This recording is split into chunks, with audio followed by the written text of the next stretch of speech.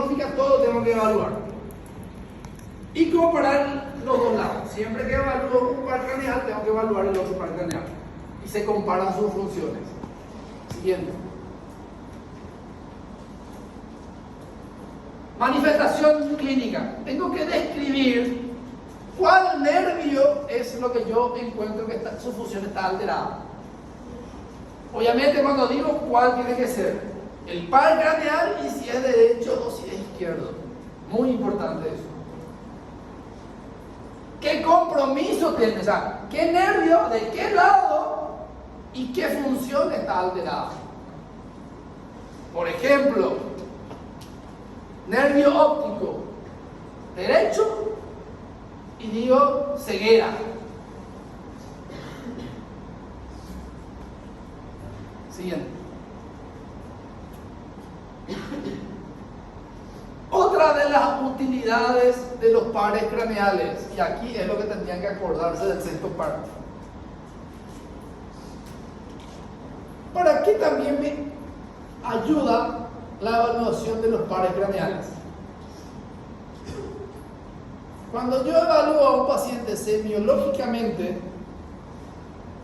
como médico, yo ya puedo determinar dónde está la lesión. La causa es otra cosa, pero dónde está la lesión, yo puedo determinar conociendo cuál par craneal está alterado. Entonces,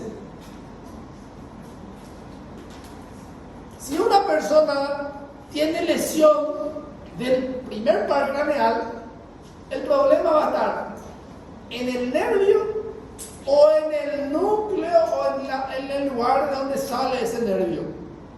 Prácticamente, el primer par craneal sale directamente por encima del mesencéfalo. Por lo tanto, el mesencéfalo va a estar íntegro si no está alterado otros pares. La misma cosa con el nervio óptico, por arriba del mesencéfalo. Ahora, si está afectado el tercero o el cuarto par craneal, el problema es en el nervio o el problema es en el mesencéfalo. Ahora, si yo tengo alterado quinto, sexto, séptimo y octavo par craneal, entonces el problema va a estar en la protuberancia. A excepción del sexto par craneal. Y ese es, siempre en medicina hay situaciones que escapan a la regla. Entonces ustedes tienen dos cosas nomás: lo que está en la regla, saber bien, y después cuál es que no está dentro de la regla. Y uno de esos es el sexto par. Cuando hay lesión del sexto par o manifestación de una lesión del sexto par, yo no puedo decir dónde está localizado esa lesión. ¿Por qué? Porque su núcleo va desde arriba hasta abajo. ¿Qué quiere decir? Una lesión encefálica puede producir alteración del nervio del sexto par. Una lesión a nivel del mesencéfalo puede producir también, si abarca su núcleo. Por eso que el sexto par no es un nervio localizador de lesión. Los demás sí son nervios localizadores de lesión. Y si yo tengo alteraciones del noveno, décimo, décimo primero y décimo segundo, y miren esta, que fácil, todo lo que tienen X, bulbo. Después rinden mal y se enojan porque yo quito para el craneal. Es lo más fácil. Ok. Entonces, ¿para qué me sirve? Si la persona tiene lesión del sistema nervioso central y tiene alteraciones de uno de estos pares craneales, a excepto del sexto, yo puedo estar seguro que la lesión abarca en tal lugar del tronco cerebral o en tal región, sin pedirle una resonancia o una tomografía.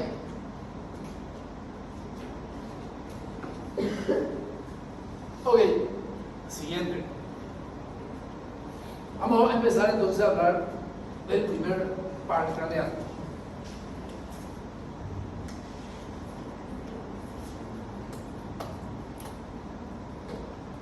Voy a tener delegado, ¿cómo te la lista de los compañeros?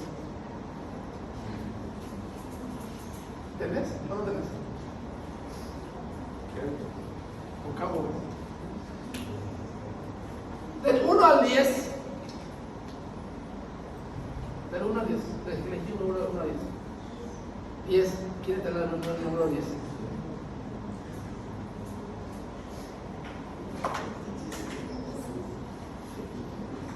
Del 1 al 10. Del 1 al 10 un número. 6. Y el alumno que está en el número 6. 10 y 6.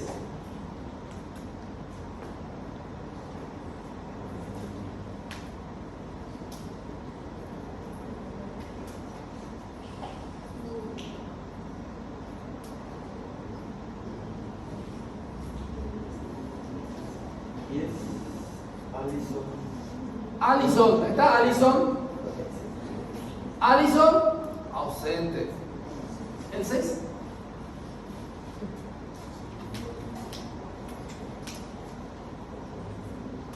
¿Qué está en el 6? Ahí, qué lindo. Mariana, ¿qué? Mariana, Abello. ¿Está?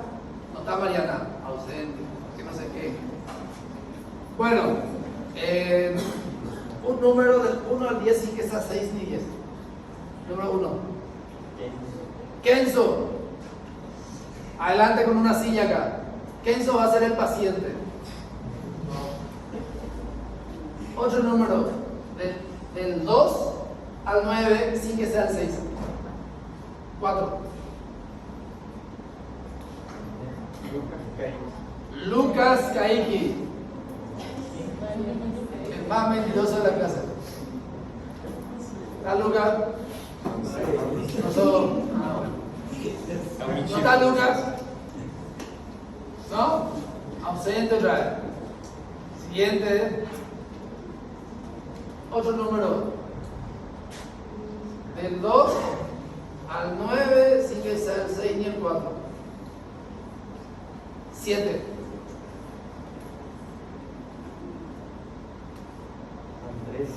¿Andresa qué? Andresa Masuccini. Avísenle a esos compañeros que van a estar ausentes. Si entran después de darle, entran. Que no después quieran tener inconvenientes.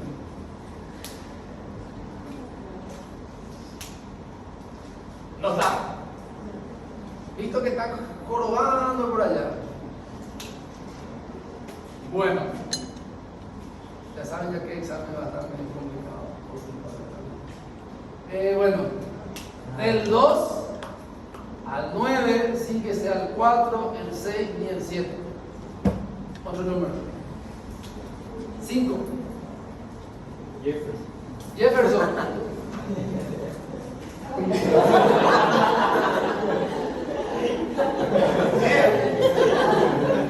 Su academia y José. Pues sí, eso imagínate yo lo que digo.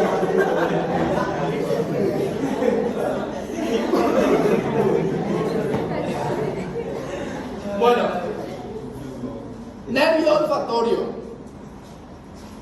Técnica. Un frasco con aroma. Aquí es muy importante. Vamos a dar un simulacro que, por ejemplo, estos son dos aromas diferentes. Hay que tener en cuenta que los aromas tienen que ser aromas naturales, no artificial. ¿Qué quiere decir? No se utiliza perfume, porque eso tiene varias fragancias que alteran la percepción y muchas veces esa percepción puede ser diferente de persona a persona. Por eso que a algunos les gusta y a otros no les gusta ciertos aromas. Entonces tienen que ser aromas naturales, tipo café, canela o algún fruto. Normalmente lo que más se conoce, no vayan a poner cosas raras, ¿verdad? Tipo en época de pandemia pusieron canela y te hacen ahí que esto, ¿verdad? Puede ser que la mujer por ahí sepa, ¿verdad? Canela. Y bueno, y antes te hacían oler y si no olía no hinchaba, ¿verdad? Casi le pegué una vez a alguien que me hizo leer algo que yo no sabía qué es lo que era, ¿verdad? Y después le pregunté qué es lo que era, Camila, que yo no conozco lo que era Camila. Ok. Entonces, cuando vamos a evaluar, te doy una fragancia, no te voy a decir que, pero voy a ser médico, vos no vas a hablar de no vaya a decirle que. Y te doy otra fragancia, después te voy a contar qué es y vamos a ver si es lo que él dijo. Entonces, si él es el paciente, cuando le van a evaluar al paciente, todo lo que es evaluación sensitiva y sensorial, el paciente tiene que estar con los ojos cerrados. ¿Por qué? Porque el cerebro tiene la capacidad de anticipar la respuesta y de agarrar y no de inventar, pero quiere anticiparse y puede darte respuesta en base a lo que ve. Y si la persona ya conoce lo que vos le estás mostrando, puede decirte buena respuesta, pero en realidad no está sintiendo o no está viendo o no está escuchando lo que está ocurriendo a sí mismo. Entonces, siempre con los ojos cerrados. Entonces, ojos cerrados y se evalúa una narina y después la siguiente narina. Le puede decir al paciente que tape una de las narinas y le hace oler una fragancia. Y le hace que tape otra narina y que huela la otra fragancia. Cerra tu ojo, no vaya a abrir.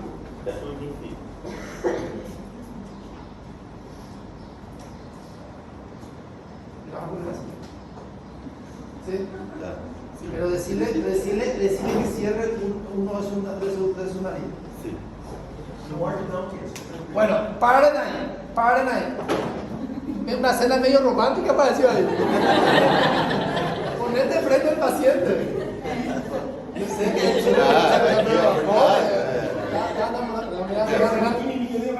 está complicado, enfrente de él. Enfrente de él. Mucho cariño ya. No, espera, frente a él. Sí. Entonces, pedirle que tape una a la nariz, o si no va a tener que tapar ella mucho cariño. Decirle que tape una a su nariz. Ahí hacerle oler, y ahí no le vas a decir, ¿qué vas a decir? Punto 1. ¿Olés o no olés? Eso es lo primero que les voy a preguntar. Hacerle. No le vaya a pegar, porque al pegar le va a sentir, y ahí es otro. Sí, sente cheiro, ¿sí o no? Un poco, muy bien. Ahora, segunda pregunta. ¿Es un cheiro agradable o desagradable? Desagradable. Hay que tener en cuenta que es desagradable porque para él es desagradable. Y ahí depende de lo que le hagamos oler, puede ser agradable o no agradable para la persona. A veces eso puede ser alterado. Si yo le doy un aroma que tendría que ser agradable y él huele desagradable, puede ser alterado. Pero depende de lo que yo le hago oler. Obviamente ese es desagradable, no vaya a verlo. Cerralo. Ahora, seguí haciéndole oler y que tape el lado derecho todavía. Ok. ¿Qué estás oliendo? ¿Qué estás oliendo? Ponela ahí. ¿Qué oles? Estou sentindo cheiro de algo alcoólico, assim. Conoce bien el amigo. Excelente. El otro lado. La misma cosa. Tu turno. Sim, mesmo cheiro. No, vamos a callar. Él tiene que preguntar. É o mesmo cheiro, não, rapaz. Tranquilo. Vale, pregúntale. Tá, o que você sente? Primero no es que vos sentís. Primero es sentís. Você sente alguma coisa? Después es agradable o desagradable. Y Desagradable. después es qué sentís. Você consegue identificar o aroma?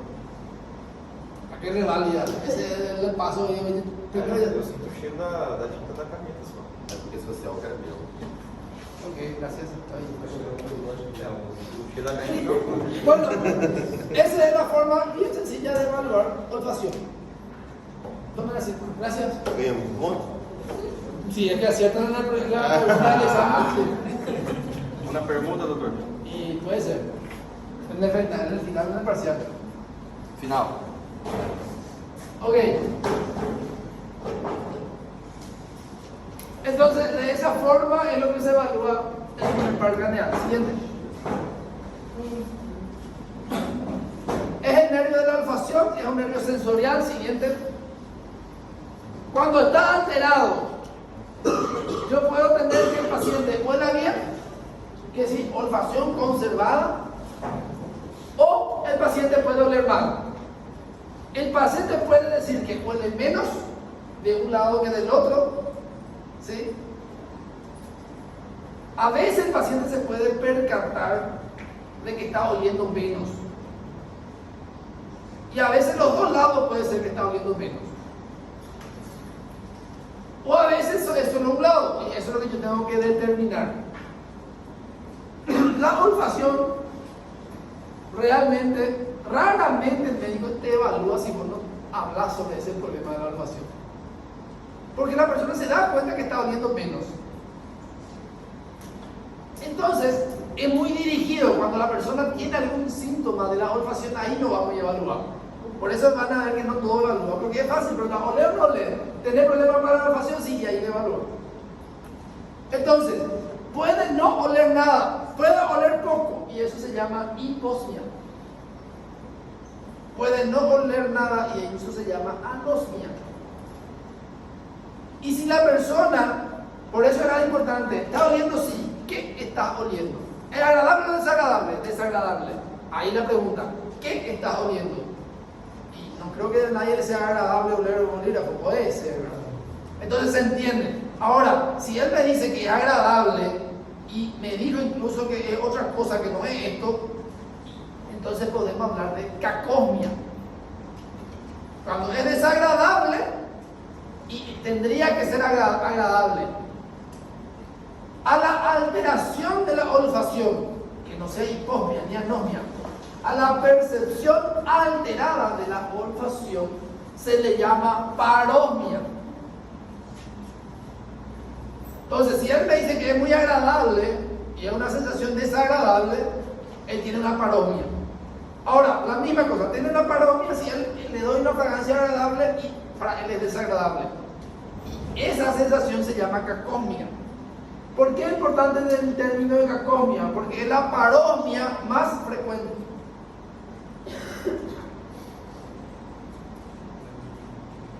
Entonces, la anosmia y la hiposmia se puede deber a estas situaciones: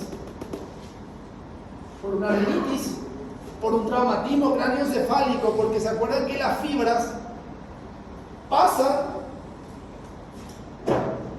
por la lámina crimosa del etmoides para poder salir. Si hay un traumatismo del cráneo, ustedes ven que tiene toda trabécula. Esas trabéculas pueden cortar completamente, parcialmente, o lesionar un poco el tema del nervio olfatorio. Entonces, en un traumatismo craneoencefálico puedo tener anosmia e hiposmia. Puede ser reversible o irreversible. También la sífilis,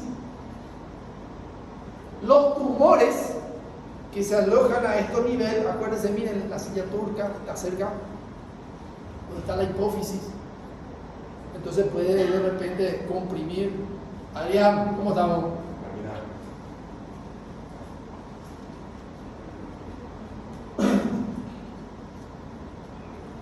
Psicogénico y neurodegenerativo. Acá hay dos puntos importantes.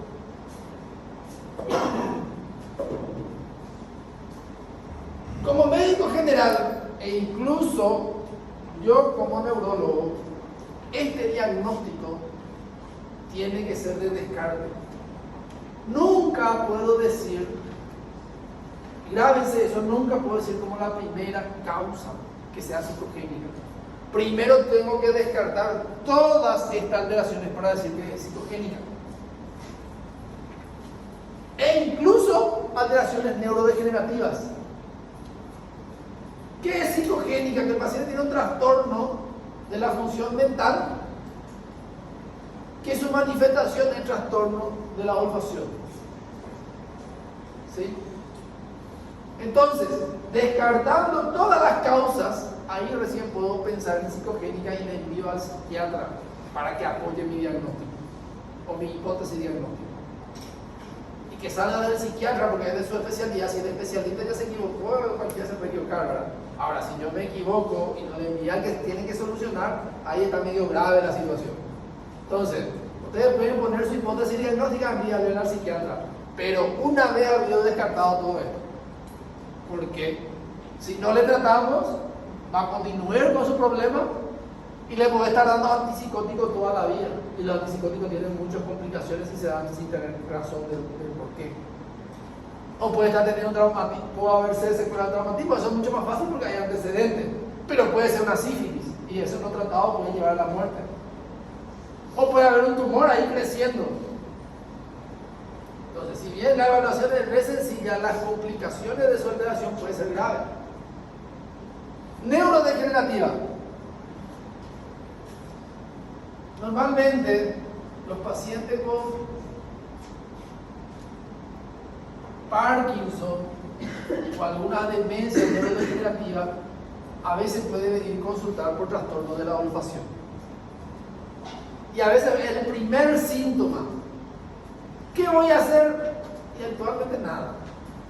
Pero, si el paciente tiene una molestia, yo tengo que buscar las causas, descartar todo, y dependiendo de, normalmente las enfermedades neurodegenerativas son más frecuentes de 60 años para arriba. Entonces, si una persona mayor de 60 años, de 60 años para arriba y tiene trastorno de la olfacción, descarto todo eso, le mando al psiquiatra y no funciona, no encuentra mucha alteración, tengo que pensar en esta situación. ¿Para qué? Para advertirle a esa persona que en algún momento puede desarrollar alguna enfermedad neurodegenerativa. Y ahí recién le comenzamos a tratar, porque no existe todavía forma de prevenir y curar muchas de las enfermedades neurodegenerativas.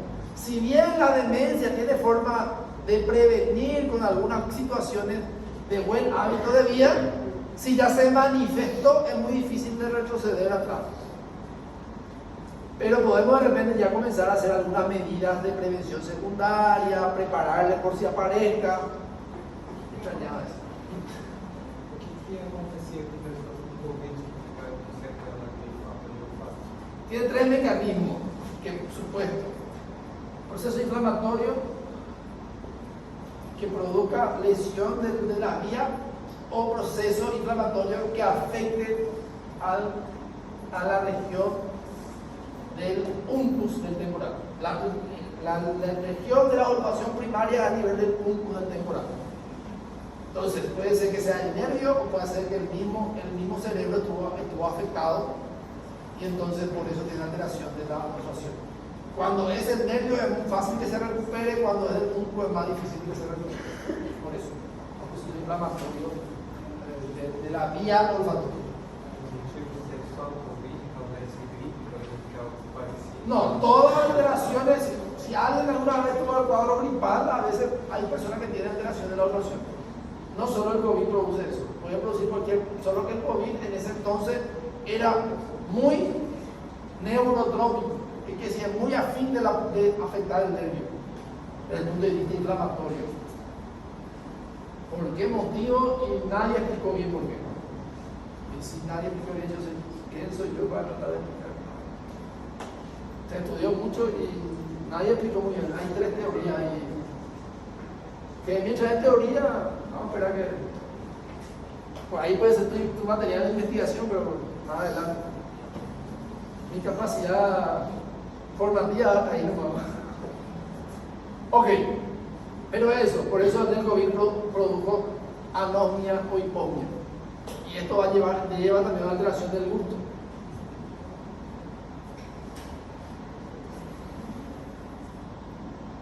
Parosmia, ya hablamos, la cacosmia es la más frecuente. Y ahí yo tengo que pensar, trastorno psiquiátrico. Y hay también lo que se llama crisis uncinada. ¿Alguien te ha escuchado alguna vez hablar de crisis uncinada? Todo primer parte. Miren, no explico muchas cosas. Crisis uncinada. ¿Escucharon ya hablar alguna de la crisis uncinada?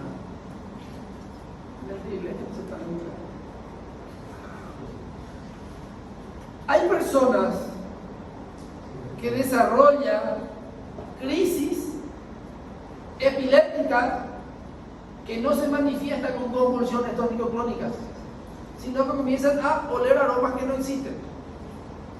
Y eso ya puede ser una crisis epiléptica.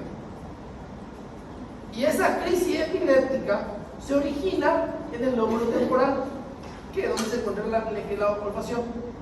Algunas personas desarrollan esa crisis y después hacen movimientos tónico-clónicos. Hola.